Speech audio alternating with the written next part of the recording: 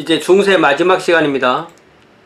여기에서 맨 마지막 줄, 교황이 부정부패에 젖은 사실을 깨닫게 되었고, 이때가 아비뇽 교황청의 대분열, 콘스탄츠 종교회, 다시 또 1200년부터 1300년 그 사이에 교회의 변화와 개혁을 부르짖는 전투적인 개혁자의 수, 이때 위클리프와 후스, 여기에서 맨 마지막 23장의 역사 과정의 심판, 위클리프와 후스.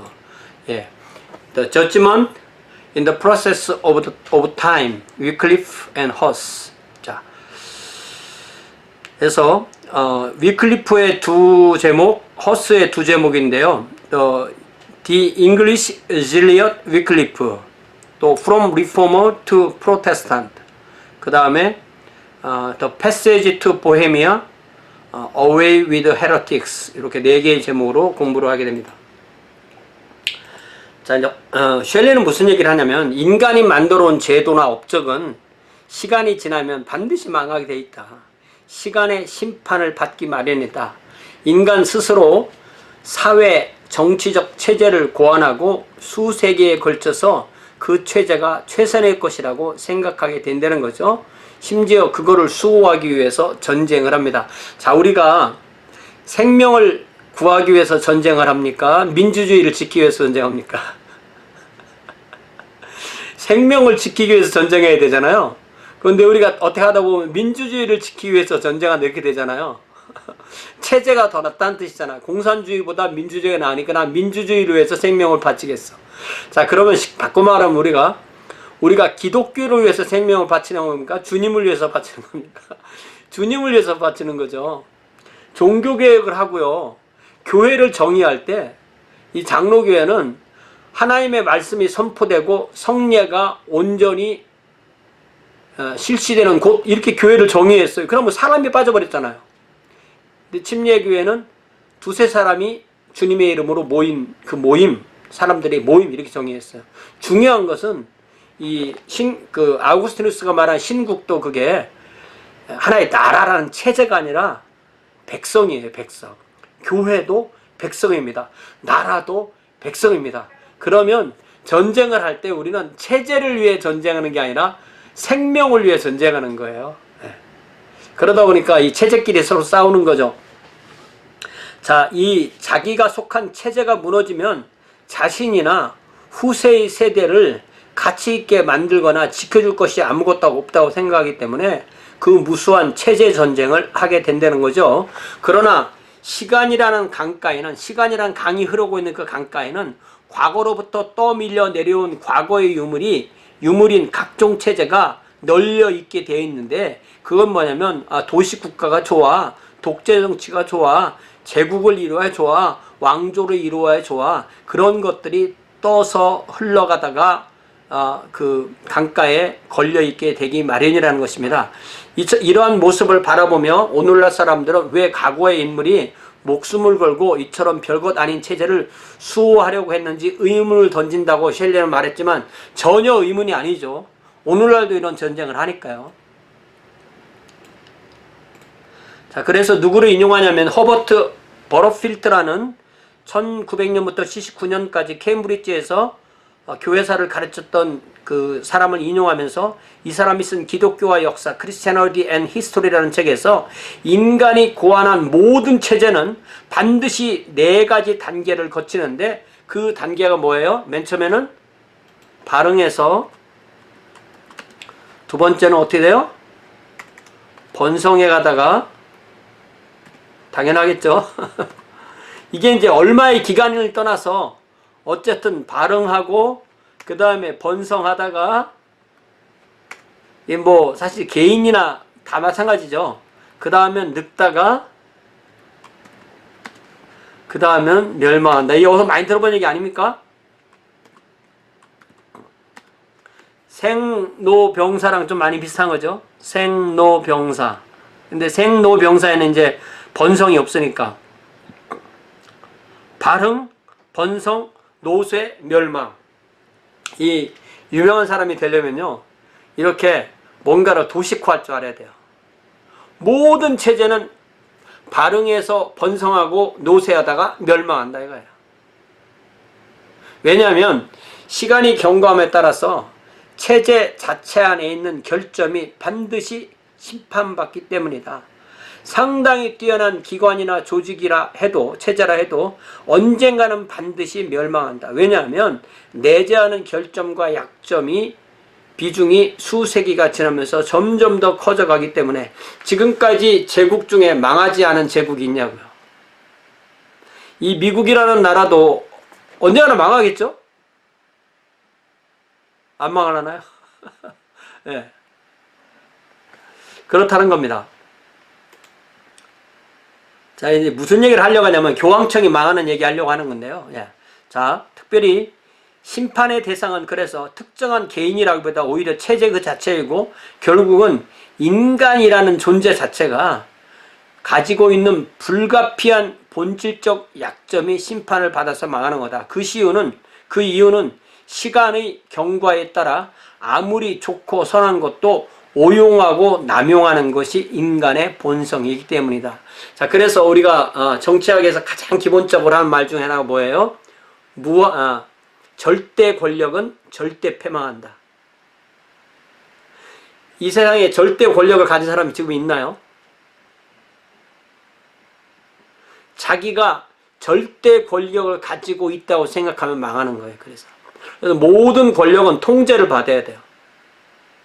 하나님이 사람을 지으시고 에덴에 모든 것을 주셨는데 왜 선악과를 주셨을까요? 그게 통제예요. 사람은 통제를 받아야 되는 존재인 거예요. 완전한 자유는 없어요. 100% 완전한 자유는 없는 거예요. 왜? 자유에는 책임이 따르니까. 그럼 내가 예를 들자면 아무나 죽이고 자유야 이게 아니잖아요. 그래서 자유에는 반드시 책임이 따르는 거다. 통제받지 않은 권력은 반드시 망하게 되어 있다는 거죠.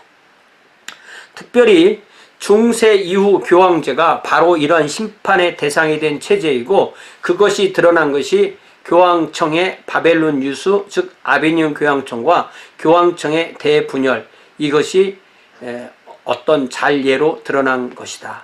특별히 교회가 공의회 운동의 실패 후에 로마 교회 안에서 절실한 개혁의 움직임을 보이지 않았기 때문에 결국은 종교개혁을 맞을 수밖에 없었다는 거죠.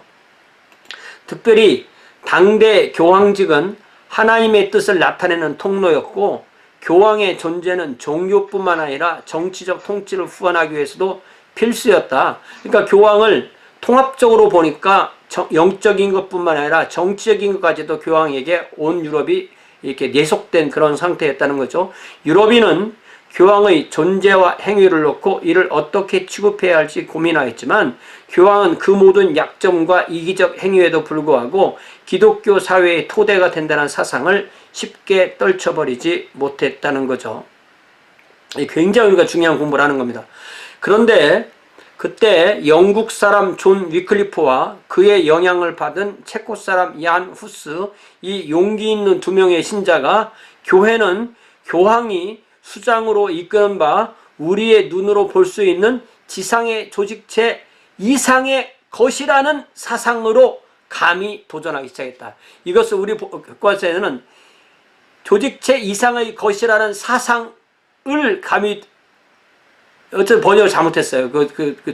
조사 하나를 잘못 쓰는 바람에 제가 그래서 여러분에게 교과서 번역 수정표를 보내드리는 이유가 이런 번역 하나의 잘못이 무슨 말인지 모르게 번역을 하는 거예요. 자, 우리 교과서에는 이상의 것이란 사상을 감히 도전하기 시작했다 이렇게 됐는데 여기는 사상으로, 다시 말하면 이 교회는 교황이 이끄는 눈에 보이는 것이 다다라고 교황이 주장을 했다면 위클리프 하우스는 그거 이상이다, 눈에 보이지 않는 것이 있다라는 사상으로 가지고 눈에 보이는 교회를 주장했던 교황에게 도전했다. 이 말을 사상으로라고 번역할 것을 사상을이라고 번역하는 바람에 이게 무슨 말인지 모르게 된 거예요. 위클리프 and Huss dared to toy with the idea. toy with the idea. with the idea니까 with니까 의로잖아요. That the Christian church was something other than a visible organization on earth headed by the Pope.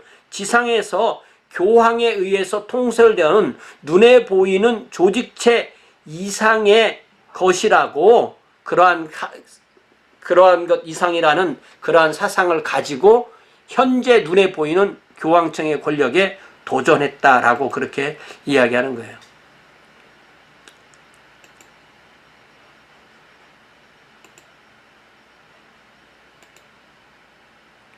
자, 위클리프 허스는 물론 자기들의 신념을 위해서 자기들의 생명을 바쳐야 되는 그런 비싼 값을 치러했지만, 그들은 드디어 하나님의 집에 떨어질 심판의 시기가 도래했음을 감지했습니다. 이걸 이상하게 하나님의 집에 청소할 시기라고 번역했는데 도저히 이거는 창작이라 너무 이상한 번역을 해놨어요. 자, 그러면 위클리프 허스는 누구였나?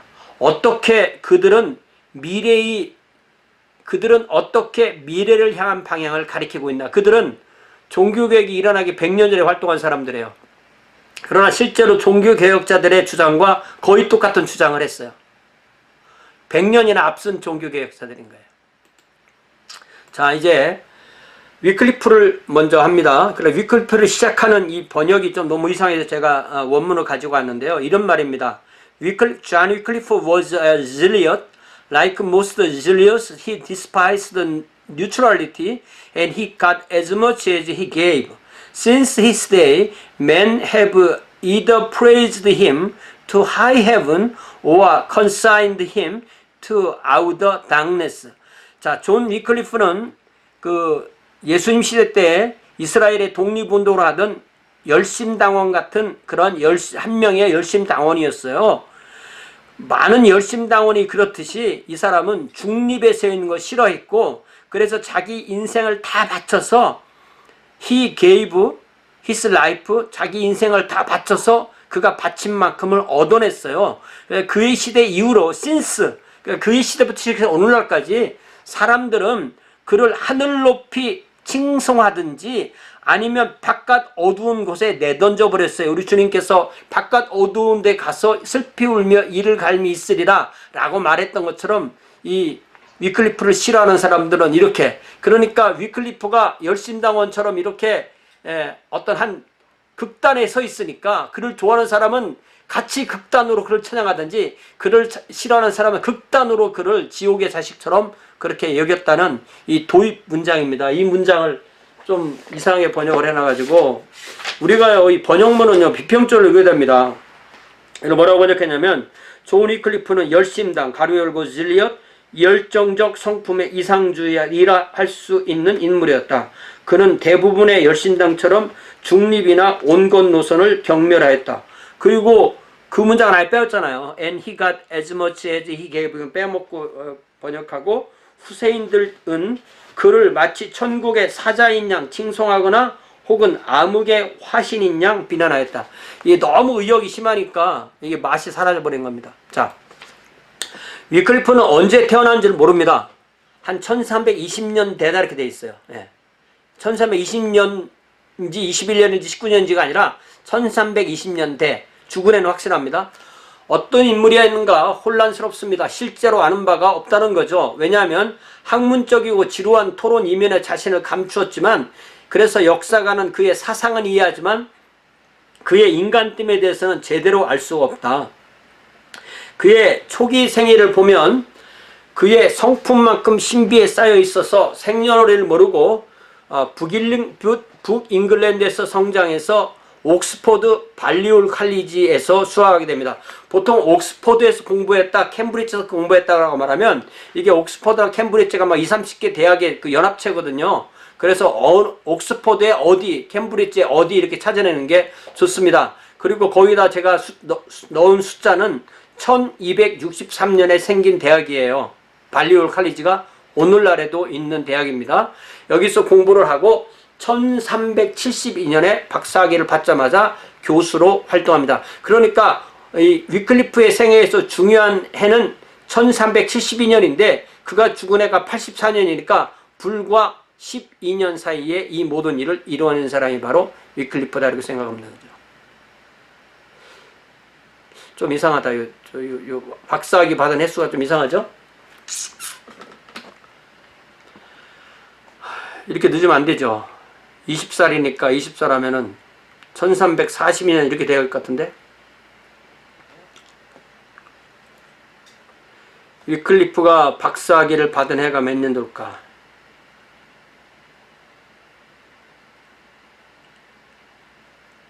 빨리들 찾아봐요. 저만 찾지 말고.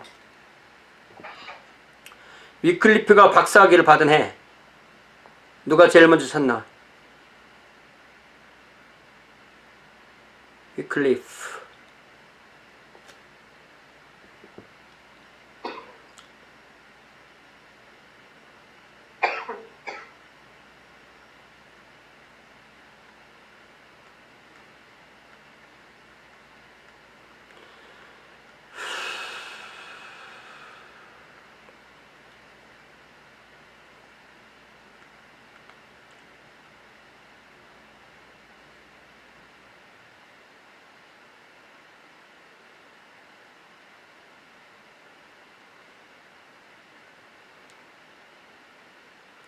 (1345년쯤) 되는 것 같아요.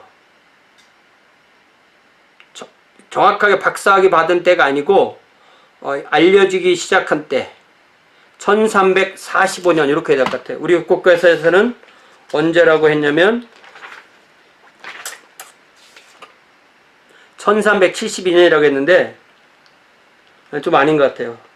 1345년 요때쯤 가면 될 것 같아요. 어쨌든 이거 좀 연도가 이상합니다. 1345년 경우를 일단 얘기를 해요. 자,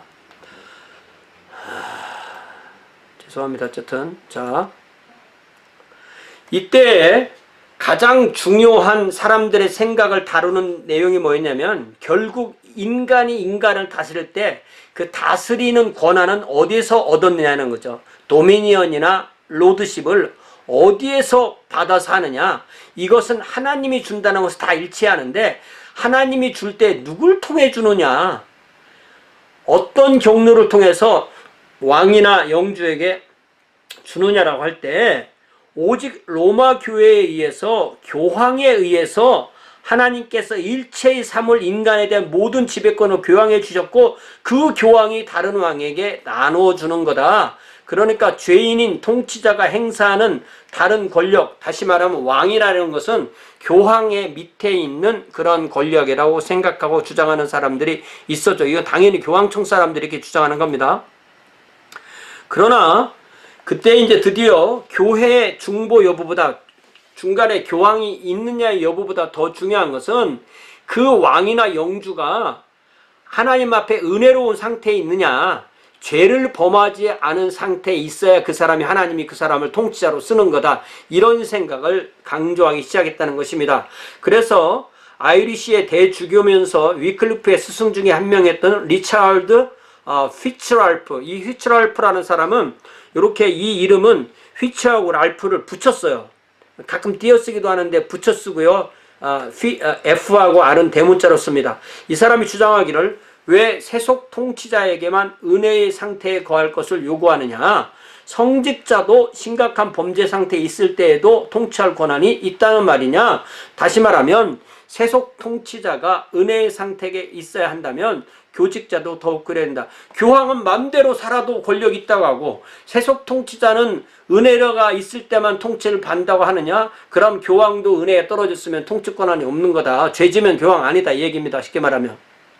죄지면 더 이상 교황의 능력을 발할 수 없다. 이게 결국 뭐냐면 이 아우구스티누스 시대 때 이 도나투스파가 이 로마 가톨릭 교회 목회자가 주교가 주님을 배반했을 때 그 주교가 행하는 성례는 인정할 수 없다. 그렇게 말한 것과 똑같은 주장을 하게 되는 겁니다. 교황이라고 무조건 철가방은 아니다 이런 말인 거죠. 위클리프는 자기 스승의 영향을 받아서 이 논쟁에 뛰어들어 좀 더 중대한 개념을 추가했는데 그 개념이 뭐냐면 영국이라는 나라의 왕과 어떤 정치 지도자가 하나님으로부터 자기 나라 안에 있는 교회의 주교나 수도원장의 부정을 고치고 계속 죄를 범하는 성직자를 사임시켜야 될 책임이 있다고 주장하기 시작합니다. 이게 뭐예요? 결국은 교황보다 교회보다 국왕이 더 세다는 거예요. 영국은 로마에서 많이 떨어져 있는 나라고, 그러니까 어쨌든 국왕의 힘으로 교회를 깨끗하게 해보자 이런 뜻인 겁니다. 그러니까 상당히 관주도적 종교개혁적 영향이 있는 거죠. 정부는 그래서 부패한 성직자를 해임시키고 재산도 압수할 수 있다. 수도원의 그 많은 재산 다 정부에서 뺏어도 된다 이렇게 말하는 겁니다. 자, 1377년에 교황 그레고리우스 11세, 이 사람 역시 마지막 아비뇽 교황청의 교황이라고 했죠. 이 옥스퍼드 개혁가의 주장을 당연히 정죄했고, 그래서 이 사람을 불러다가 이렇게 죽이려고 했는데 어떻게 해서 뭐 왕자의 도움 뭐 이런 사람들에 의해서 살아났습니다. 위클리프가 죽지 않고 살아났어요. 그래서 계속해서 위클리프는 통치권에 관한 사상을 발표하는데, 특별히 이것이 16세기 종교개혁과 연관되는 주장을 합니다. 다시 말하면 100년 전에 이런 주장을 하는 거죠. 100년도 더 되기 전에. 자, 특별히 그럼 누가 자유로운 사람이냐? 하나님 앞에서 믿음으로 의로워지고 죄 안 짓는 사람이 확실한 자유로운 사람이다. 의인은 누구냐? 그래서 하나님 앞에 죄를 용서받고 그 은혜 안에 거하고 있는 사람이 가지고 있는 통치로 사람을 다스려야 된다. A dominion founded on grace, 이런 주장을 하게 됩니다. 그래서 God, 이 셸리의 문장은 God gives no lordship to his servants without first giving himself to them. 하나님은 자신의 종들에게 당신을 주시기 이전에는 그들에게 통치권을 주신 적이 없어요. 이 말은 무슨 말은, 하나님은 그들에게 자신을 주시는 은혜를 베풀고 나서 그 사람들이 은혜를 받고 난 뒤에 그들에게 통치권을 줘요. 이건 정치학에서, 당대 정치학에서 매우 중요한 주장입니다. 그러니까 왕이든 교황이든 먼저 하나님의 은혜 안에 거해서 죄를 짓지 않는 그런 생활을 해야지 어떤 다스리는 권한도 생긴다, 이런 주장을 하기 시작한 겁니다. 그러니까 교황이라는 신분이 그의 통치권을 자연스럽게 할 수 있도록 해주지 않는다라고 주장하는 거죠. 따라서 성직자든 평신도든 하나님의 눈으로 볼 때 동일한 위치다. 이러한 하나님과 인간 사이의 개인적인 관계가 제일 중요하다. 그 개인이 예수님을 믿고 구원받고 은혜받고 거룩하게 살아야 그 사람이 가지고 있는 통치권도 인정해 줄 수다, 이런 말입니다. 그러니까 직분의 기초는 그 사람의 성품과 인격과 믿음이다. 계급이 아니다. 이는 중세교회의 중보적 역할의 사제제도 혹은 희생의 미사를 했기 때문에 그 사람이 그것을 갖는다라고 하는 것이 더 이상 필요하지 않다는 아주 혁명적인 주장을 하는 것입니다. 그리하여 위클리프는 루터가 주창한 이신칭의 오직 은혜에 의해 의롭다 하심이라는 교리의 출현을 이미 예상하고 있었습니다. 물론 이신칭의 교리가 루터의 교리가 아니고 성경의 교리와 가까운 거지만은, 그러나 이 위클리프나 루터나 둘 다 개인이 하나님과 사이에, 이 개인과 하나님 사이에 교황과 교회라는 중세의 장벽이 있는 것을 허물었습니다. 그러니까 우리가 구원하는 것은 로마 가톨릭이냐 개신교가 구원하는 것이 아니고 삼위일체 하나님이 구원하시는데, 중세 교회는 삼위일체 하나님과 사람 사이에서 교회와 교황이 마치 하나님의 구원을 자기들이 맘대로 조절하고 통제할 수 있는 것처럼 너는 가질 수 있어, 나는 나만 가졌어, 이런 식의 행동을 했는데 그것을 깨뜨린 사람이 위클리프고 루터라는 말입니다. 자, 1378년에 교황청의 대분열이 시작되었고, 그러니까 아비뇽 교황청이 이제 깨지면서 다시 교황청이 2명이 되면서 교황청의 대분열이 시작됐는데, 로마의 교황이 아비뇽의 교황을 파문하는 희극적 비극을 보면서, 참 희극적 비극이 뭐예요? 우리나라 말로 뭡니까? 웃기는 슬픈 얘기죠. 이걸 뭐라고 말합니까? 웃프다 그러죠. 웃기는데 너무 한심한 거예요. 네. 희극적 비극을 보면서 위클리프는 교회가 처한 상태의 평가, 이를 위한 개혁의 필요에 관해서 더욱더 극단적 입장을 취했다. 다시 말하면 교황을 깨부셔야 이게 교회가 산다는 거예요. 교황청을 깨부셔야 교회가 산다. 그걸 주장하기 시작하는 겁니다. 특별히 교황은 베드로처럼 가난하게 살아야 된다는 거예요. 누구든지 성 베드로의 보좌에 앉는 자는 베드로 자신처럼 은금을 소유하지 않고 그걸 탐하지도 않아야 된다.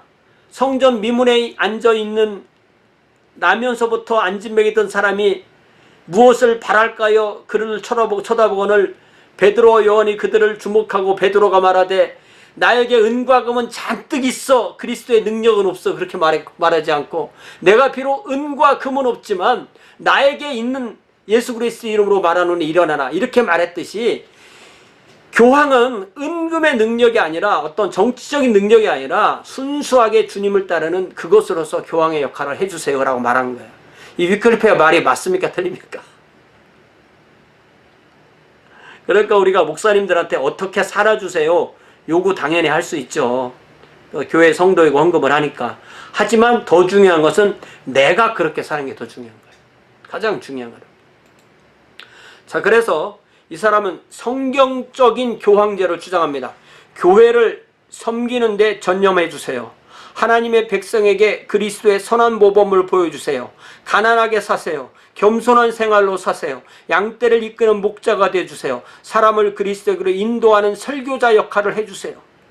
그렇기 때문에 교황은 세속적 권세를 포기하세요.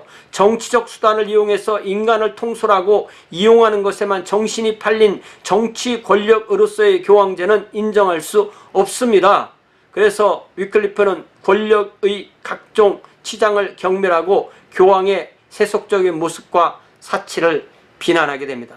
이게 이 사람이 영국이라는 먼 곳에 있으니까 그래도 이 사람을 보호하는 사람이 꽤 있었던 거죠.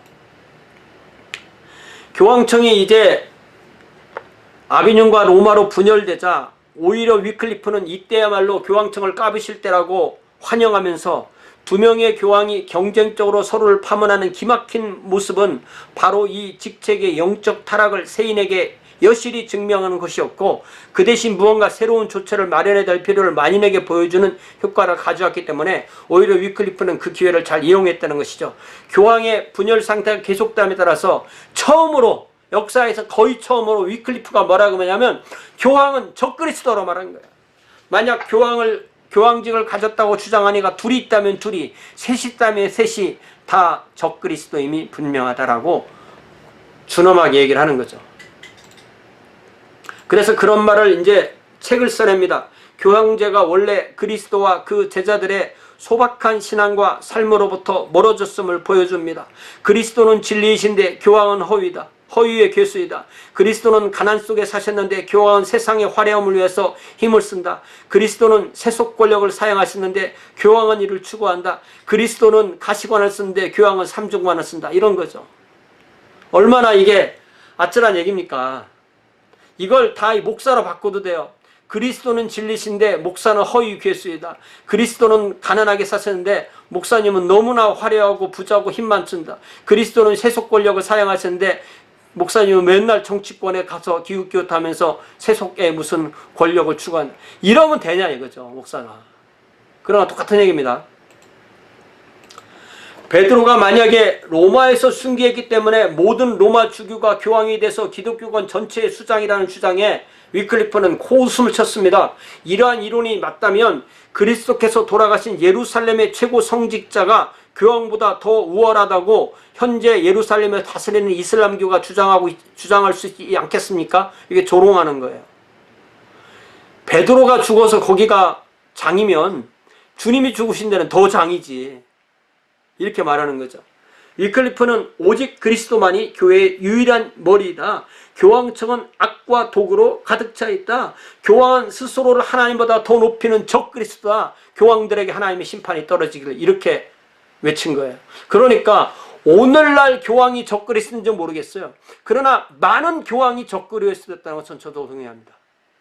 오늘 그 교황이 프란치스코 교황이 적그리스도가 아니다 생각하는 사람이 있어요. 나는 뭐 그 사람 적그리스도라고 안 해요. 어느 부분은 싫어요. 그러나 어느 부분은 또 잘하시는 것도 있어요. 그렇게 우리는 사안별로 판단하는 게 맞는 것 같아요. 자, 위클리프는 이제 드디어 매우 중요한 걸음으로 옮기는데 그동안은 기존 로마 교회를 개혁하자고 하다가 이제는 프로테스탄트라는 건 뭡니까? 프로테스탄트라는 것은 반항한다는 것이에요. 들이받는다는 것이냐. 머리를 들여받는 거예요. 그러니까 프로테스탄트는 딴 살림 차리는 겁니다. 우리는 항의합니다. 우리는 로마 교회랑 딴 살림 차릴 거예요. 로마 교회가 안 바꿔주면, 이런 뜻입니다.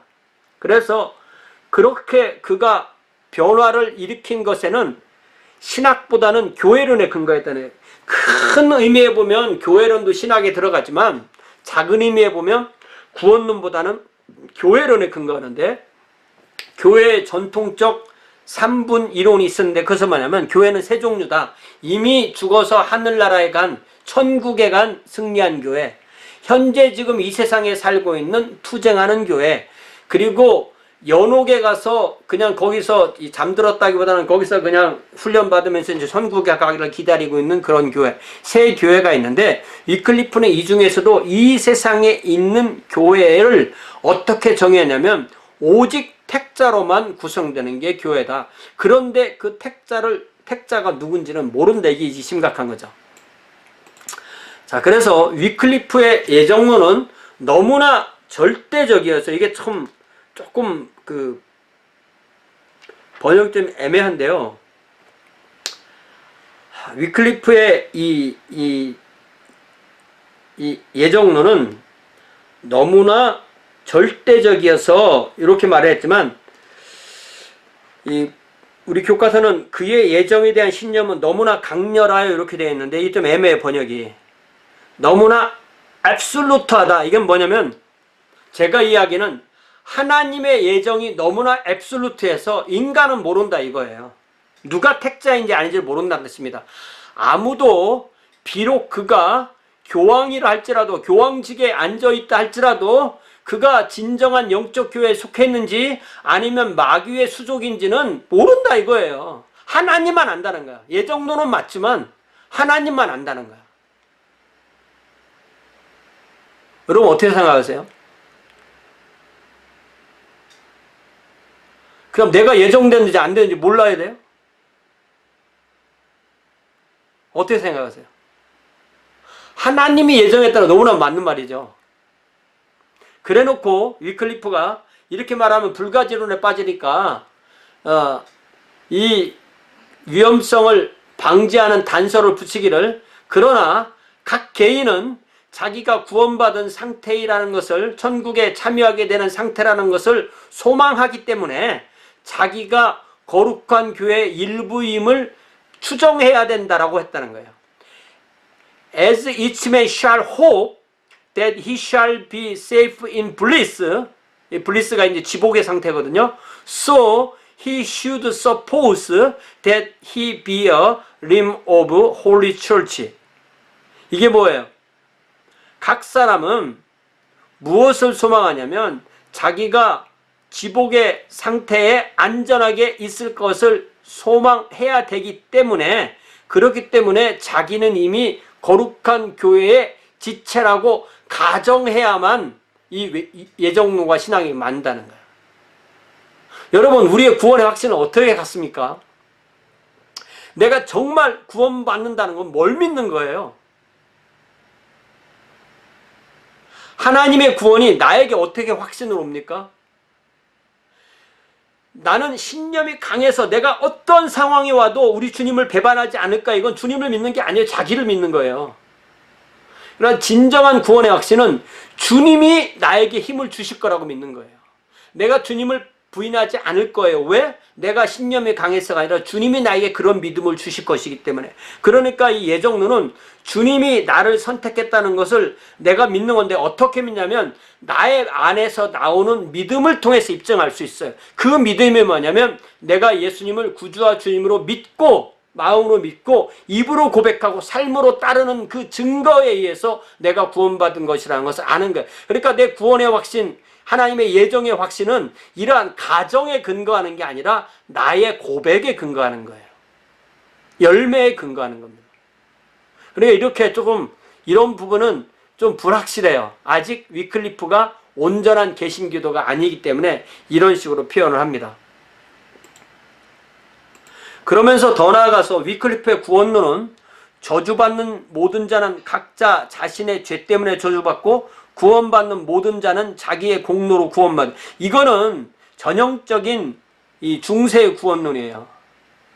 이신칭의 구원론이 아닙니다. Each man that shall be damned by his own guilt, and each man that is saved shall be saved by his own merit.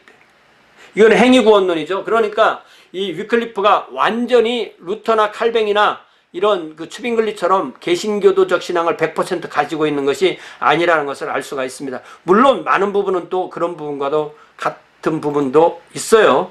그래서 이 사람이 발전시킨 것이 눈에 보이는 로마의 교황을 중심으로 하는 그러한 교회가 아니라 이 눈에 보이지 않는 불가시적 교회, 이건 택자로만 구성되는데 아무도 몰라, 인간은 몰라, 그런 교회예요. 이러면서 몇 가지 실제적인 결론을 도출하기를, 교회라는 것은 근본적으로 교황의 지존권이나 어떤 교회 하이라키나 어떤 뭐 수도사나 뭐 신부나 분파나 아무런 상관없는 하나님이 만드신 눈에 보이지 않는 연합체가 교회다, 이렇게 얘기한 거예요.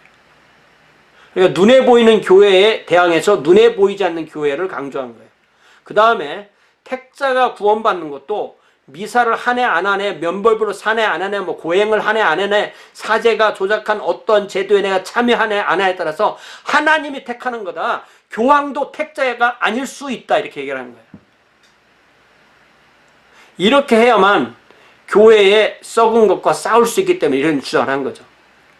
그러면서 중세교회의 거의 모든 신조와 제도에 도전합니다. 면벌부 가짜다, 사제에 의한 속죄 다 가짜다, 순례자 하는 거 가짜다, 성상 숭배하는 거 가짜다, 성물 숭배하는 거 가짜다, 성자 숭배하는 거 가짜다, 업적의 보고사상, 이 성도의 성자의 잉여 선행이 천국에 있고 그거를 교회에다 돈을 주면 그 잉여 선행을 꺼내서 사람을 천국으로 보내준다는 거 다 거짓말이다. 그리고 죄를 적은 죄와 죽을 죄로 모탈 신, 베니얼 신과 죽을 죄, 모탈 신 구별하는 거 다 가짜다, 이렇게 주장을 합니다. 그러니까 이런 거 보면 상당히 개혁가인 거죠. 그러면서도 중세 교리 중에서 위클리프가 인정한 것, 연옥교리. 자, 공식적으로 로마 가톨릭 연옥교회 지금도 가르칩니다. 제가 현재까지 그렇게 알고 있어요. 그 다음에 종부성사는 뭐냐면 죽을 때 딜하는 거예요. 죽을 때 딜해서 죽을 때 모든 죄를 사함받아야 하면 천국에 가니까. 우리가 갑자기 사고 나서 죽으면 죄를 사함받지 못하니까 천국 못 갑니까? 그런 생각 때문에 이런 걸 만들어 놓은 거죠. 특별히 이 성상을 만들어서 신자의 경건심을 돋우는 데 도움이 된다면 그거 폐지시킬 필요는 없다. 그 다음에 죄의 고백은 신부에게 하는 게 아니라 자기가 죄진 대상에게 가서 고백을 하되, 이게 더 정말 잘하려면 공개적으로 사죄해라. 그리고 이 신부 앞에서 강제적으로 고해하게 하는 것은 적그리스도의 잔재다, 이렇게 말하면서 가장 개신교적으로 말한 것 중에 하나가 뭐냐면 그 어떤 성례의 지팡보다 설교가 더 유용하다. 개신교에서 제일 중요한 것이 설교잖아요.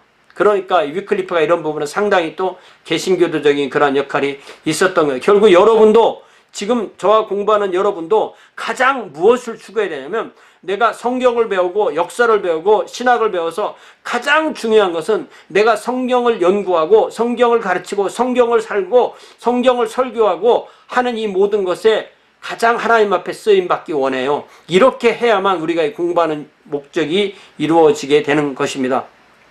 그래서 위클리프는 로마 교회가 잘하느냐 못하느냐를 판단하려면 뭘로 해야 되느냐? 성경으로 해야 된다는 거예요. 그러나 로마 교회는 우리가 성경을 만들었기 때문에 우리가 성경보다 우위라고 그렇게 생각했던 거죠. 그래서 위클리프는 뭐라고 말하냐면 제롬이나 아우구스티누스나 히에로니무스, 아우구스티누스, 그 어떠한 성인의 교리의 주장이라 할지라도 성경에 기초하지 않은 것은 받아들일 수 없다는 거예요. 이 말을 바꿔 말하면 뭐예요? 아무리 어려워도 성경이 말하는 것은 받아들여야 된다는 겁니다. 그러니까 제가 지금까지 주장하는 모든 주장을 한마디로 요약한다면 이거예요. 성경이 말하면 말하고 성경이 말하지 않으면 말하지 말자. 여러분 어떻게 생각하세요? 누가 말했기를 봤습니까? 아니죠. 성경이 말하기 때문에 받아들이고 성경이 말하지 않기 때문에 받아들이지 않는 것. 이것이 바로 개신교도의 특징입니다. 그러면 로마 가톨릭 특징은 뭐냐? 교회가 뭐라고 정했으니까, 교황이 뭐라고 정했으니까, 전통이 뭐라고 정했으니까, 이게 로마 가톨릭이에요. 개신교도는 모든 사람이 다 각자가 자신을 주님께 연결시키고 자신을 성경에 연결시키는 사람이야. 그러나 로마 가톨릭은 자신을 교황에 연결시키고 자신을 교회에 연결시켜요. 사실은 이것이 합해져서 우리가 한 개인이지만 교회이기 때문에 교회의 구성원이긴 하지만, 그러나 그 교회의 구성원이 다 각자가 주님께 연결되어 있는 거예요. 우리의 머리는 목사가 아니고 우리의 머리는 그리스도라는 거예요.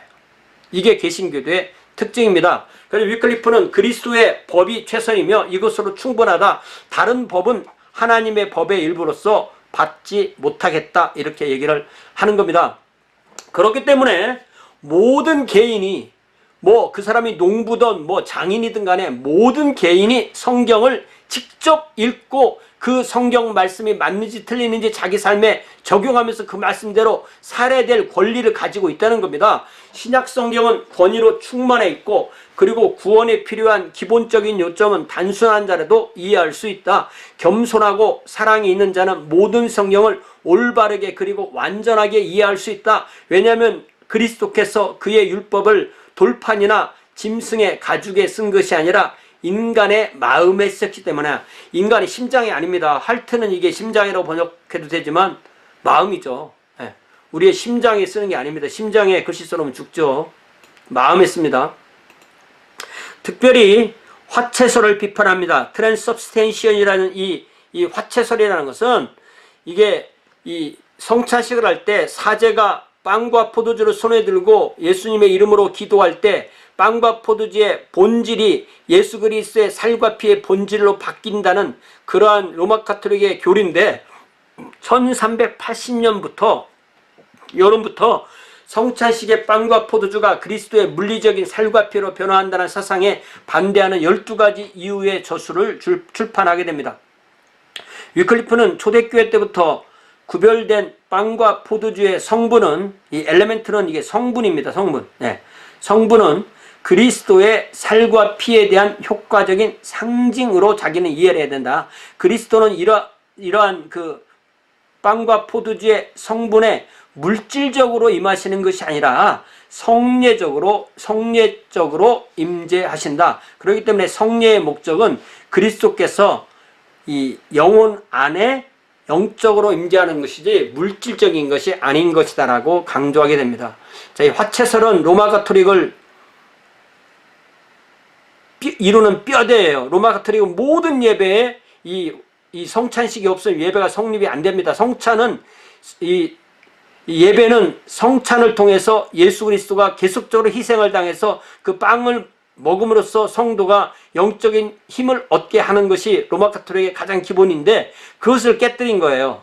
그러다 보니까 적들이 막 생기고 지지자들이 돌아서게 됩니다. 화채설에 대한 그의 주장은 적들에게 기회를 주고 지지자도 소수밖에 되지 않게 합니다. 옥스퍼드 총장과 그가 만든 소위원회가 그의 교리를 정죄하고 강의를 금지시키게 됩니다. 특별히 윌리엄 코티네이라는 캔터베리 대주교가 다른 회의와 함께 위클리프의 주장 10가지를 이단이라며 정죄합니다. 그래서 1382년 후로 위클리프는 옥스퍼드에서 자신의 주장을 펼 수 없고 쫓겨나게 됩니다.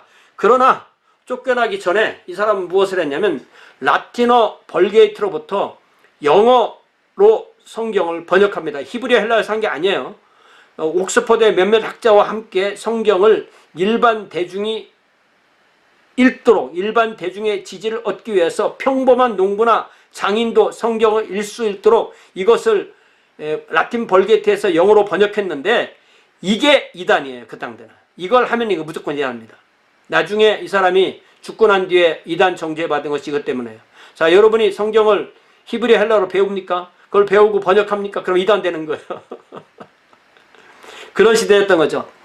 그래서 이를 널리 반포하기 위해서 성 프란치스코와 그의 수사들이 했던 방법대로 가난한 신부라는 사람들을 구성해서 마치 아시시에서 프란치스코가 했던 것처럼 제대로 돌보지 않았던 심령을 위해서 농어촌까지, 때로는 교회당까지 찾아가서 하나님의 말씀을 전파하는 일을 했는데, 이 사람들이 바로 이 가난한 신부들이라고 불렸고, 황갈색의 손으로 짠 천으로 된 옷을 입고, 색깔이 통일되는 겁니다. 신발도 신지 않고 돈주머니도 갖지 않고 짐보따리도 없고 큰 지팡이 하나만 들고 위클리프 번역 성경 일부를 가지고 또 그의 저수를 가지고 설교문을 가지고 어느 마을에 가서 누가 음식을 주면 먹고 누가 재워주면 자고 이렇게 하면서 이 일을 했는데, 이 사람들이 하도 많이 중얼중얼 거렸다고 해서 이 중얼중얼 거린다는 말에 이 네덜란드 말이, 네덜란드가 이게 롤랄드래요. 그래서 그 사람들을 롤랄드라고 이렇게 부르기 시작해서 위클리프 한 사람은 끝났으면 끝나는 거지만 이 롤랄드가 계속 있었고 이 롤랄드가 나중에 종교개혁 때까지 연결되게 됩니다. 그래서 공황 상태에 빠진 듯한 당시의 한 기록자는, 그러니까 이게 번역을 자꾸 빼먹는데, 이 공황 상태에 빠진, 그런 이 언어가 있어요. 그런 그 말을 이 사람이 써놉니다. 그 저자가. 그래서 이 번역자는 당시의 한 관찰자 이렇게 번역했지만, 그냥 관찰자 아니고 one panic stricken observer예요. 이 롤랄드가 하도 판치고 다니니까 그걸 보고 너무 놀래서 공황 상태에 빠진 듯한 당시의 한 관찰자는 뭐라고 말했냐면, 자기가 길에서 만나는 사람의 반은 롤랄드야. 2명을 만나면 둘 중에 하나는 롤랄드라고 했다는 거예요. 뭔 얘기예요? 과장이죠. 그만큼 롤랄드파가 많은 곳을 다녔고 영국만 간 게 아니라 온 유럽을 쏟아냈대, 이 사람들이. 얼마나 대단한 운동이에요. 그러니까 위클리프의 운동이. 이거는 인쇄술이라는 게 생기기 이전 얘기인 거거든요. 그런데 교회는 위클리프가 이미 지지를 받았기 때문에 위클리프를 조용히 처치를 하려고 몇 번 했지만 안 되니까 그냥 아무런 처벌이나 위해를 가하지 않았고, 그렇지만 그의 추종자만 조사를 해서 옥스퍼드에서 쫓아내고 강제로 자신들의 의견을 포기하라고 했고, 그래서 위클리프는 대학에서 쫓겨나서 자기 교구로 돌아와서 교구 신부이 됐으니까 거기에서 주는 월급으로 그래도 한 2, 3년은 편안하게 보내다가 84년에 돌아갔어요. 가끔 보면 이 사람이 중풍으로 죽었다 이런 말도 있는데, 제가 오늘 찾아보니까 그거는 약간 정설이 아닌가 봐요. 이만큼 우리가 역사의 이야기들은 어떤 게 정설이었다가 없어지기도 해요. 그래서 그냥 오히려 저 셸리는 평화로운 말년을 보내다가 죽었다 이렇게 돼 있어요. 그랬는데 이제 우리 교과서 없는 내용인데 제가 정리하는 겁니다. 그 이후에 그가 죽고 31년 후에 콘스탄츠 종교회의를 할 때, 아까 말했던 그 콘스탄츠 종교회의 할 때 1415년에 콘스탄츠 종교회의는 14년에서 18년까지 4년 동안 회의를 했는데, 두 번째 해에 라틴어 불가타 성경을 영어로 번역한 죄를 이단으로 정죄해서 번역한 것을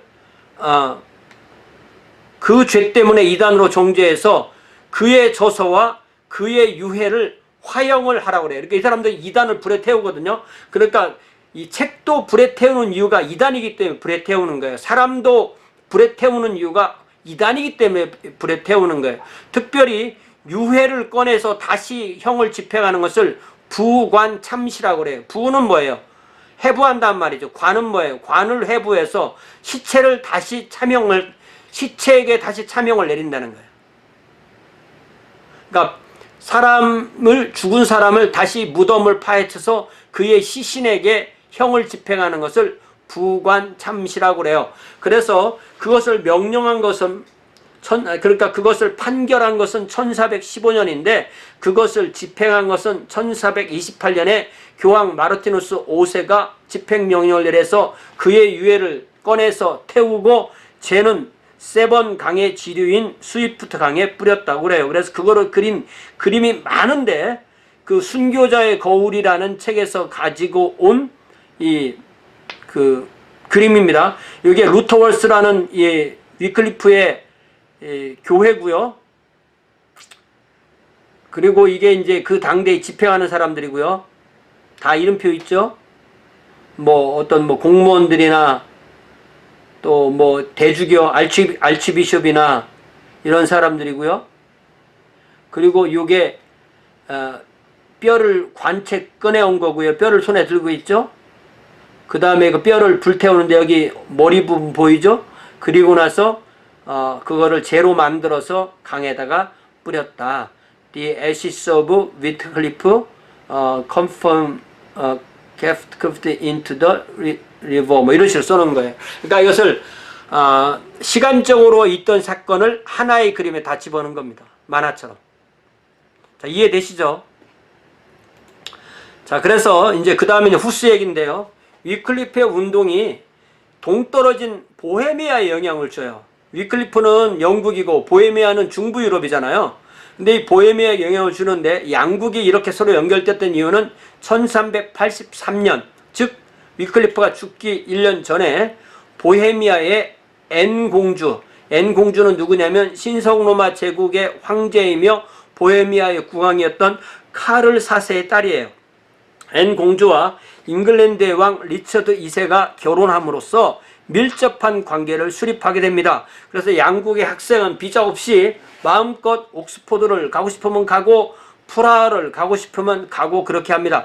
프라하를 체코어로 쓰면 P-R-A-H-A 이렇게 써요. 이러니까 우리가 프라하라고 읽는 거죠. 그러나 이걸 영어로 쓸 때는 P-R-A-G-U-E 이렇게 읽어요. 이걸 또 영어로 읽으면 플레이그 이렇게 읽어요. 그래서 우리가 프라하 이렇게 할 때 이건 체코 발음입니다. 근데 미국 사람들한테 미국 사람은 프라하라고 안 해요. 또 플레이그 이렇게 말해요. 그래서 이런 걸 우리가 한국말로는 프라하라고 해놓고 가로 열고는 플레이라고 써놓고 그렇게 하는 이유가 그래서 그렇습니다.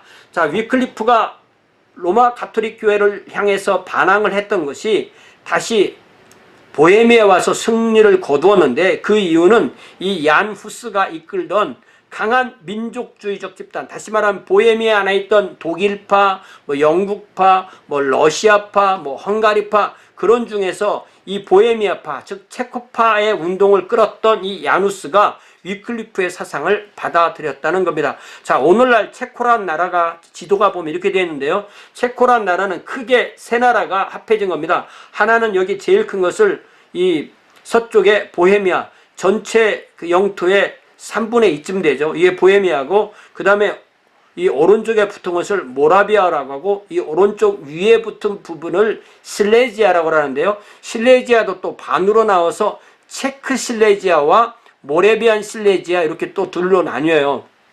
자, 그래서 그때 보헤미아라고 말했을 때는 여기 부분 말하는 거고요. 이 보헤미아의 중간이 바로 프라하입니다. The capital city. 그래서 이 보헤미아의 문장은 요거고요. 붉은 바탕에 하얀 사자. 그리고 여기 모라비아의 문장은 이렇게 하얀 것과 붉은 것이 섞여 있는 독수리고요. 그 다음에 실레지아는 노란 바탕에 검은색의 이 독수리가 있는 이런 문장입니다. 그리고 체코 리퍼블릭은 그걸 다 섞어 놓은 것이 체코 리퍼블릭이라는 거예요. 제가 이런 걸 왜 보여주겠어요? 여러분에게. 이런 지도를 왜 찾아 보여주겠어요? 제가 모르니까 찾아보는 거예요. 그러면 뭐예요? 우리는 내가 무엇을 모른다는 걸 알면 알 수 있는 거예요. 내가 모른다는 걸 알면 찾아볼 수 있는 겁니다. 이렇게 찾아보면 다 나오는 거예요. 아, 이 체코라는 나라는 이렇게 구성되어 있구나. 하나는 보헤미아고 하나는 모라비아고 조금 이 실레지아가 붙어 있구나. 이렇게 이해하시면 됩니다. 고맙죠? 고마워하셔야 됩니다. 우리 책에 이런 지도가 없잖아요. 네, 자, 지금부터 이제 후스 봅시다. 후스는 남부 보헤미아의 작은 촌락 후시네츠의 농노 가정에서 출발합니다. 다시 말하면 부모님이 가난한 농부였다는 거야. 그랬는데 공부를 잘해가지고 프라하에 있는 이 이게 프라하에 있는 대학이고 이 대학 이름은 카를 대학이에요. 예, 프라하의 카를 대학에서 학사 학위를 받고 1394년. 그러니까 이 후스하고 위클리프는 동시대 사람이 아닙니다. 프라하 카를 대학에서 학사와 석사 학위를 받고 박사는 안 받았어요. 받고 가르치기 시작했는데 교회 개혁 운동에 뛰어들었고 얼마나 사람이 능력이 있었는지 33살에 프라하에 있는 카를 대학의 학장이 됩니다. 탁월했던 거죠. 어떤 그 실력이 있었던 겁니다. 말을 잘하고 어떤 설교를 잘했던 게 있었던 거죠. 그래서 후스는 학생 시절에는 위클리프의 철학적 작품을 읽었고 안수받고 베들레헴 교회의 설교자로 일할 때는 그의 종교 저술을 읽으면서 완전히 위클리프에 푹 빠지게 된 거예요. 후스는 즉시 이 영국 개혁가의 교회론, 즉 교회란 교황이 아니라 그리스도를 그 머리로 하는 택함받은 백성의 모임이라는 이론을 받아들였다. 자, 교회의 머리가 누구예요? 목사님이에요? 교황이에요? 총회장이에요? 누구예요? 교회의 머리는 예수 그리스도다. 이게 개신교도예요. 어느 사람에게 끌려가면 그건 개신교도가 아닌 겁니다. 우리가 목사는 나를 돕는 사람이지 나를 주관하는 사람이 아니에요. 믿습니까? 사도 바울도 고린도 교회에 편지를 보내면서 내가 너희들을 주관하려는 게 아니다. 너희를 도우려고 하는 거다 그랬어요. 어느 누구도 여러분을 주관하지 하지 마세요. 하나님도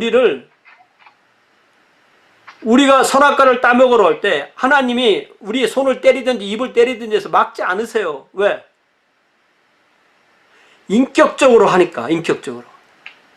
인격적인 것은 네가 죄를 회개하고 네가 돌아오라 이거예요. 하나님은 그렇게 일을 하시는 거죠. 자, 특별히 이 베들레헴 교회당이라는 특별히 베들레헴 교회당이 이 프라하의 카를 대학 근처에 있었는데 교황의 권력 남용에 대한 비판을 비롯한 위클리프의 교훈을 유포시킬 좋은 기회를 제공하는 교회였는데 이 베들레헴 교회당 벽에다가 어떤 그림을 집어넣냐면 교황과 그리스도의 대조적 모습을 그린 것을 집어넣었다는 거야. 대단하지 않습니까? 위클리프가 책으로 쓴 것을 그림으로 그리는 거예요. 이 베들레헴 교회당 벽에다가. 그래서 교황은 준말을 타고 나타나고 예수 그리스도는 맨발로 걸어가고 예수님은 제자들의 발을 씻기고 있는데 교황은 자기 발에 신자들이 입맞춤하라고. 이게 말이 되냐 이거예요. 이 체코인들의 가슴에 불을 지르는 이런 이 설교와 그림으로 보여준 거예요. 그래서 특별히 베들레헴 교회당은 1391년에 보헤미아의 민족주의적 신앙을 ang양시키기 위한 목적으로 건립했는데 여기에서 보헤미아로 행해진 후스의 설교는 수많은 사람의 지지를 받게 됩니다. 이 사람이 젊은 33살의 나이에 이런 걸 하고 있었으니까 얼마나 대단한 사람이에요. 그래서 셸리는 말하기를 곧 위클리프의 사상에 찬성하는 쪽과 반대하는 쪽 학생들이 시내에서 난동을 부리기 시작했는데 이는 마치 1850년대 카를 마르크스의 사상에 대해서 찬성하는 사람과 반대하는 사람들이 곳곳에서 싸우는 것과 마찬가지 상황이었다고 예를 들어서 설명해 줍니다. 위클리프는 조금 약간 음울한 기분이 있어요. 근데 후스는 훨씬 더 루터랑 비슷합니다. 자, 그래서 프라하의 대주교 즈비넥은 위클리프의 사상을 후스가 전파한다고 교황에게 불평을 제기하는 연락을 합니다. 그러자 교황이 이단은 아예 그 싹을 잘라버리라고 충고를 하게 되고 그래서 대주교는 후스를 파문하게 됩니다. 그러나 결과는 폭동이 일어나게 되고 그러자 후스는 교황이 나폴리에 대한 전쟁 군비를 마련하기 위해서 면번부를 발행한다 라는 것을 발표함으로써 사태가 오히려 더 심각해지고 폭동이 더 심해집니다. 그러기 이 체코 사람들은요 말로 안 해요. 싸움을 하는 사람들입니다. 이 사람들은 아주 강한 사람들이에요. 이 사람들이 아주 몸도 크고 대단한 사람들이에요. 이 교황이 면죄부를 파는 이유가 뭐냐? 이 이탈리아 남부가 그 나폴리 왕국이거든요. 그 왕국과 전쟁에서 땅 넓히려고 우리한테 돈 내라고 하는 것밖에 안 된다. 이렇게 실체를 밝힌 거죠. 자, 결국은 보헤미아 왕인 웬체슬라스도 후스에 대한 지원을 중지하고 또 교황이 후스 때문에 프라하에 금령을 내리자 후스가 남부 보헤미아로 떠납니다. 위클리프의 상당 부분을 도입해서 교회론이라는 책도 저술하게 됩니다. 남부로 내려가서 이제 대학에 떠나서. 그랬을 때 독일 왕 지기스문트가 아까 말했던 그 콘스탄츠 종교회의를 열을 테니까 후스한테 와라 이렇게 자꾸 얘기를 하는 거예요. 오면은 내가 네가 말할 기회를 줄게. 그렇게 말해놓고 이단자하고 약속한 건 안 지켜도 돼 하니까 잡으려고 오라고 했는데 후스는 자기가 가면 죽을 수도 있지만 말할 기회도 있으니까 간다고 생각한 거예요. 그러니까 후스는 용감합니까? 순진합니까? 용감해요. 지혜로워요? 순수해요? 순수해요. 순수하면 용감해요. 지혜로우면 안 가죠. 그런데 결과적으로는 이 사람이 갔기 때문에 순교했고, 순교했기 때문에 이 사람이 지금까지 우리한테 풀리는 거예요. 왜냐하면 이 사람을 잡아놓고 바로 재판한 게 아니라 8개월이라는 시간이 있었거든요. 죽을 때까지. 자, 그 얘기를 좀 봅시다. 후스는 공의에 참석하기로 결심합니다. 그곳에 모이는 여러 대표에게 자신의 입장을 밝히겠다는 포부를 가지고 그곳에 가지만, 그러나 그는 그곳에 도착하자마자 이단과의 약속은 지켜도 안 된다는 그 지기스문트의 그 발언에 의해서 체포되고 구금되어서 종교재판을 받게 됩니다. 이 종교재판의 규칙은 단순한 거예요. 자, 이 사람을 죄인입니다 라고 하는 증인이 나타나서 이 사람이 이단이라는 것을 얘기를 하면 그 본인이 맞습니다, 내가 이단입니다, 나는 이제 그걸 내 주장을 포기합니다 라고 하면 종신형을 받는 거예요. 나 이제 이단 안 해. 그럼 어떻게 된다고요? 평생도록 감옥에 살아야 돼. 그럼 만약에 내가 나의 주장을 포기하지 않고 계속 내 주장을 주장할 것이요 라고 말하면 불에 태워 죽이는 거예요. 둘 중에 하나야. 종신형 아니면 불에 태워 죽이는 거. 그러니까 여기서 후스는 선택할 수 있는 거예요. 뭘? 차라리 내가 화형당해 죽는 게 낫다고 선택할 수가 있는 겁니다. 이게 좀 말이 안 되는 것 같지만 주님께서 그런 힘을 주시는 거죠. 이러한 규칙에 따라서 회의에 의해 선임된 판사들은 증인들의 말만 듣고 후스가 주장한 적도 없었던 이단으로 그를 정죄해서 죽입니다. 자, 여러분, 재판에서 검사의 기소와 변호사의 변호와 판사의 판결에 의해서 사형 판결이나 무기징역을 내렸다가 10년, 20년, 30년, 40년 후에 진범이 잡혀서 사람이 감옥에서 나오는 얘기들 많이 듣죠. 사람이 사람을 재판한다는 것이 그만큼 불완전한 겁니다. 자기가 아무리 안 했다고 해도 때리면서 했다고 하면은 자백하게 돼 있어요. 살아야 되니까. 그러면 그때 종신형 이렇게 나오는 거예요.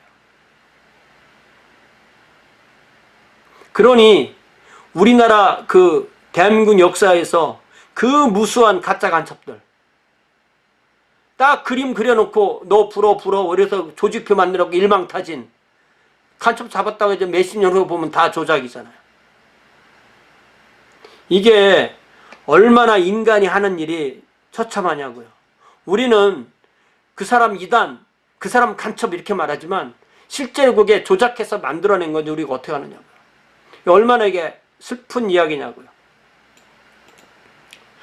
그래서 후스는 만약 성경책을 가지고 내가 그동안 했던 말에 오류를 이야기한다고 하면 나는 교회가 멸하는 대로 내가 오류라고 말할 용의가 있습니다.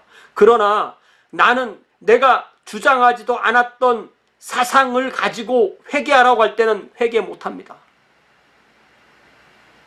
내가 이단이어야지 회개를 하지 내가 이단이 아닌데 어떻게 회개를 합니까? 그래서 나에게 제일 중요한 것은 진리입니다. 그래서 오늘날도요, 이 체코라는 나라의 그 가장 중요한 그 헌법, 자기들의 국민 정신, 이 사람들의 말은 후스의 말이에요. 진리가 이긴다. 가장 중요한 건 진리라는 거예요. 사실 나는 이미 말한 바 있다. 비록 교회당을 가득 채울 만큼의 황금을 얻는다 해도 결코 진리로부터 물러서지 않겠노라고. 그래서 이미 1412년에 나는 진리가 결국은 승리하며 영원히 무적임을 알고 있다. 이는 영원히 살아있으며 인간의 얼굴에 따라 좌우되지 않는다. 그러면서 콘스탄츠에서 재판을 받으며 감옥에 있으면서 편지를 보내는데 그의 가장 큰 걱정거리는 혹시라도 거짓말쟁이들이 내가 설교했던 진리로부터 내가 이제 후스가 자기의 주장을 포기했다라는 말을 하면 어떻게 될까? 그런 마타도어를 할까봐, 그런 흑색 선전할까봐 가장 두려워했다는 거예요. 이만큼 후스는 진리를 주장했던 사람이에요. 그러니까 후스는요, 교회사에서 이렇게 왜 좋은 부분 있고 나쁜 부분도 있잖아요. 사람이 나쁜 부분을 찾을 수가 없는 사람이에요. 이 후스 대단하죠. 그래서 셸리는 뭐라고 말하냐면 교회 역사상 절대 진리로부터 목숨을 구하기 위해서든 어떠한 상태에서든 물러서지 않았던 후스의 충성보다도 더 감동적인 장면은 그다지 많지 않다, 이렇게 얘기를 했어요. 아주 최고의 칭송을 돌려드린 거죠. 그래서 이 감옥에 있던 8개월 동안에 그가 최후를 맞기 얼마 전에 보냈던 편지는 기독교 문학 가운데서도 최고봉에 속하는데, 만일 그에게 학문적인 공헌이 서로 전혀 없었다 할지라도 그가 보낸 이 편지 하나만으로도 그는 우리의 윤리의 스승이 될 수 있는 인물이라고 극찬을 합니다. 그 편지의 내용을, 기도 형태로 된 이 편지의 내용을 한번 읽어보겠습니다. 가장 거룩하신 그리스도시여, 저는 비록 약하오나 주님의 뒤를 좇도록 이끌어 주소서. 내가 힘이 있어 따른다는 게 아니죠. 주님이 직접 이끌지 않으시면 우리는 주님을 따를 수 없나이다. 나의 영혼을 강건하게 하셔서 기꺼이 감당하게 하소서. 만약 육신이 약하거든 주님의 은혜로 앞장을 세우소서. 은혜가 저희 앞에 가라는 거죠. 은혜가 주님과 저 사이에, 그리고 제 뒤를 따르게 하소서. 내가 내 힘으로 못한다는 얘기입니다. 주님이 아니시라면 주님을 위하여 잔인한 죽음을 감당할 수 없나이다.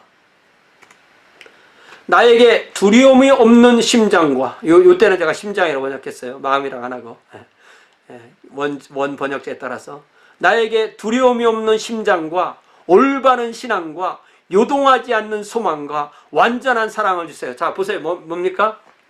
두려움이 없는 심장, 두려움 없는 마음이죠.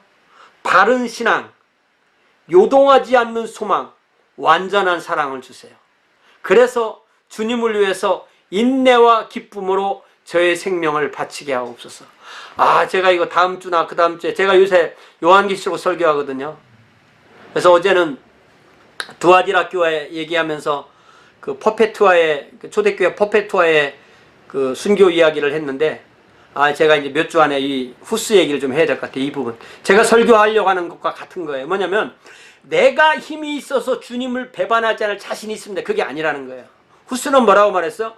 나는 약합니다. 주님이 나에게 힘을 주세요. 이렇게 기도한 거예요.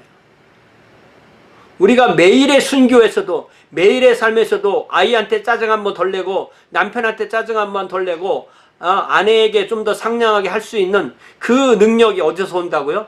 나에게서 오는 게 아니라고요. 주님에게서 오는 줄로 믿습니다. 이게 중요한 거예요.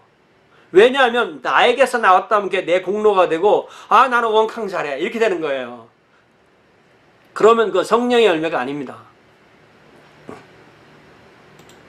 자, 그래서 1415년 7월 6일에 화형을 당합니다. 모든 이단은 화형해요. 형장으로 가던 후스는 교회당의 뜰에서 자기의 책이 불태워지는 것을 봐요. 책도 화형을 시키는 거예요. 이단이기 때문에. 이건 마치 전염병을 방지한다는 그런 의미랑 상당히 가까워요. 사상적 전염병을 방지 위해 책을 불태우고 그걸 주장하는 사람을 불태우는 것과 비슷합니다. 그는 웃으면서 주위의 군중에게 자기에 관한 헛소문을 믿지 말아달라고 당부를 합니다. 자, 그래서 이 후스의 이 화형을 그린 그림이 엄청 많은데, 이건 가장 오래된 그림이에요. 자, 여기 있는 사람들이 화형을 집행하는 사람들이고, 요 사람이 이제 책임자고죠. 말을 탔으니까. 이쪽에 있는 사람들은 이제 종교인들이고, 이쪽에 있는 사람은 정치인들이에요. 그래서 이렇게 장작을 태우고 기둥에 묶어놓고 이 후스를 불태우는데, 뒤에 이렇게 있는 게 이게 약간 이 불꽃이 이렇게 나르지만 이 약간 거위처럼 이렇게 생겼죠. 어쩌면 이게 거위를 의미하는지 모르겠어요. 이 후스라는 말이 체코말로 거위래요. 그래서 이 후스가 너희들이 지금 이 거위를 한 마리 태우지만 100년 후에는 백조가 나타날 거야, 이런 말을 했대는데, 그게 역사인지 전설인지는 모르겠어요. 어쨌든 또 확인해 봐야 돼요. 자, 그래서 이 악마의 장소라고 불린 화형장에 도착하자 그는 무릎을 꿇고 기도합니다. 마지막 기회로 제국 행정관이 그에게 그의 주장을 부인할 거냐, 리켄트 할 거냐고 리켄트하고 목숨을 세이브할 수가 하겠냐고 물어보게 됩니다. 자, 그러자 후스는 하나님께서 증인이시거니와 나에 대한 증거는 다 허위요 조작이다. 나는 단 한 가지 가능하면 사람의 영혼을 죄에서 구하기 위한 목적 외에는 설교한 일이 없다. 나는 복음의 진리 가운데서 쓰고 가르치고 설교하였다. 오늘 나는 기꺼이 죽을 수 있다. 자, 사랑하는 여러분, 저와 여러분이 나는 복음의 진리 가운데서 글을 쓰고 가르치고 설교하겠습니다. 내게 이게 나의 평생의 사명입니다. 그런 각오를 이미 하셨겠지만 지금 다시 한번 이 각오를 합시다. 놀랍지 않습니까?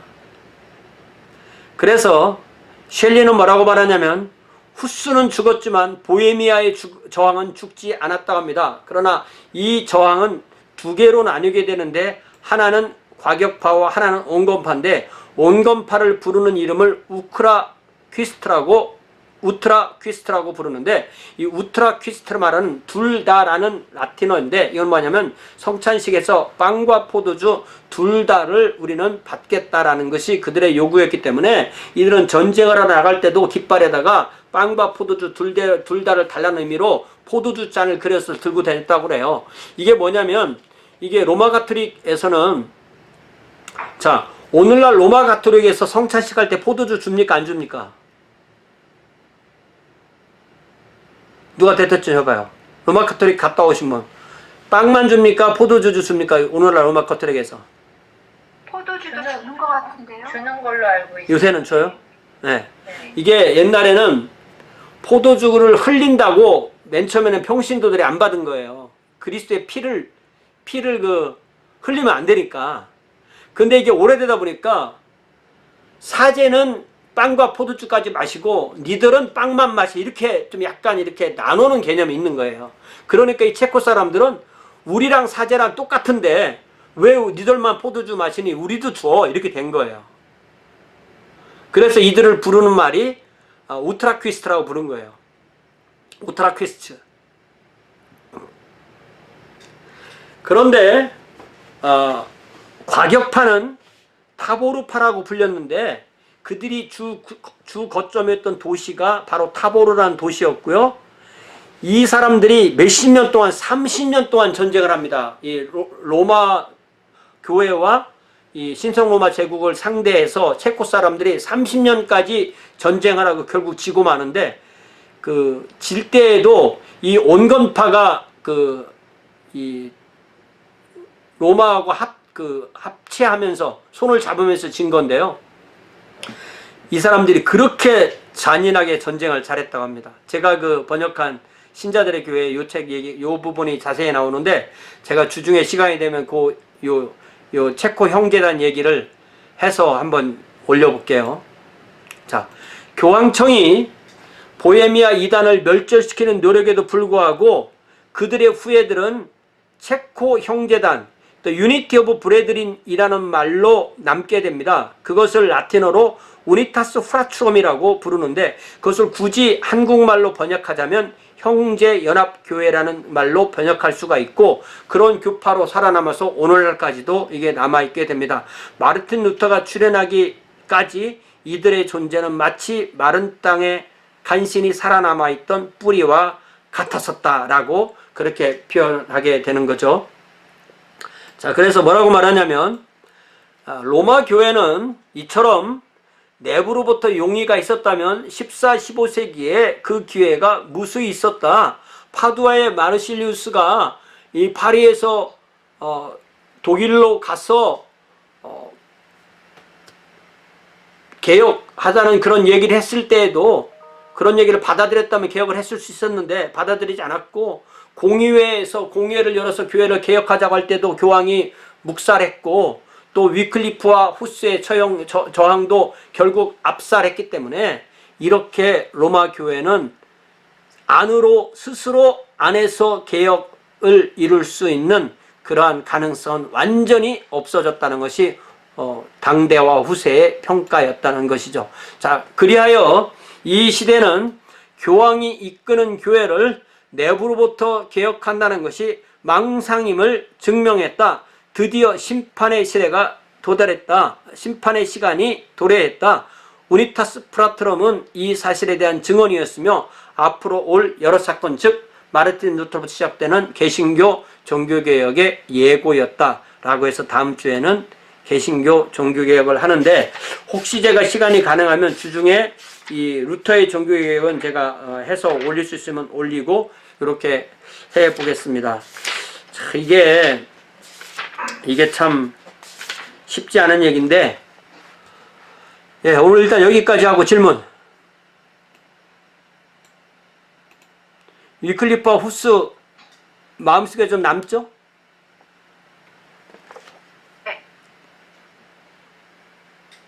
네. 가장 남는 게 뭡니까? 교회는 누가 머리라고요? 아까 기도가 나는 거. 아까 그 기도. 교회의 머리는? 그리스도. 그리스도. 목사가 머리 아니다. 나도 머리 아니다. 그러니까 제일 중요한 거는 내가 주님께 순종하려고 하는 거죠. 네. 그리고 내 안에 있는 죄가 발견될 때마다 회개하고 또다시 주님이 원하시는 모습으로 나아가는 거. 제가 요한계시록 2장 3장을 설교하는데 거의 모든 교회에 주님께서 요구하시는 게 그 7개의 교회 중에 4개 교회에 회개하라고 요구하세요. 교회가 회개해야 됩니까? 안 해야 됩니까? 어떤 사람들은 예수님 믿는 사람은 회개하지 않아도 된다고 그러는데 거짓말이에요. 주님이 교회한테 회개하라고 그러는데 왜 교회가 회개하지 않아야 돼요? 그래 루터는 뭐라고 그랬냐면, 우리 주님께서 회개하라고 말씀하신 것은 우리의 삶 전체가 회개해야 된다고 그랬어요. 우리의 일생은요, 회개의 일생이에요. 매일 회개하는 사람이 매일 사랑할 수 있는 거예요. 네. 사실은 구원의 문제는 회개의 문제입니다. 네. 주님이 우리에게, 성령께서 우리에게 뜻을 주시고 행하게 하실 수 있는 것은 우리가 죄로 인해 아파할 수 있을 때 뭔가 새로운 일이 일어나는 거예요. 근데 그 죄를 깨닫게 하시는 분은 바로 성령님이십니다. 예, 또 질문 3분만 더 얘기해요.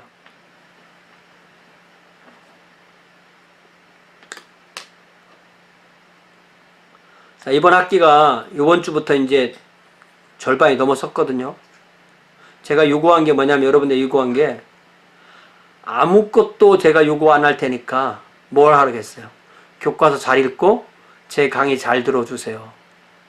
그런데 제 강의를 한 번도 안 들으면 안 돼요. 제가 주중에 만들어 올리는 것도 꼭 들으셔야 돼요. 그걸 안 들으면 그 다음 게 이해가 안 됩니다. 제가 그런데 왜 이렇게 학교에서 요구하는 것에 2배를 소화하려고 하냐면, 첫 번째는 교회에서 이가 없기 때문이고, 두 번째는 이 쉘리의 책이 잘 됐기 때문에 그래요. 이렇게 한 권의 책의 교회사를 46개의 타이틀로 딱 정리해서 해주는 책들이 그렇게 읽기 편하게 해준 책이 많지 않습니다. 이 번역만 조금 다듬고 몇 개의 사진만 찾아서 이렇게 올려주면, 제가 파워포인트를 만들어 올려놓으면 이 파워포인트와 함께 충분히 이해할 수 있는 얘기들 중심으로 써있기 때문에 그래요. 그러니까 제 충정을 이해하시고 잘 듣고 여러분의 피와 살이 되는 그런 교회사가 되기 바랍니다. 자, 여기까지 할까요? 감사합니다. 네. 감사합니다. 네, 여기까지 하겠습니다. 고맙습니다. 네. 네.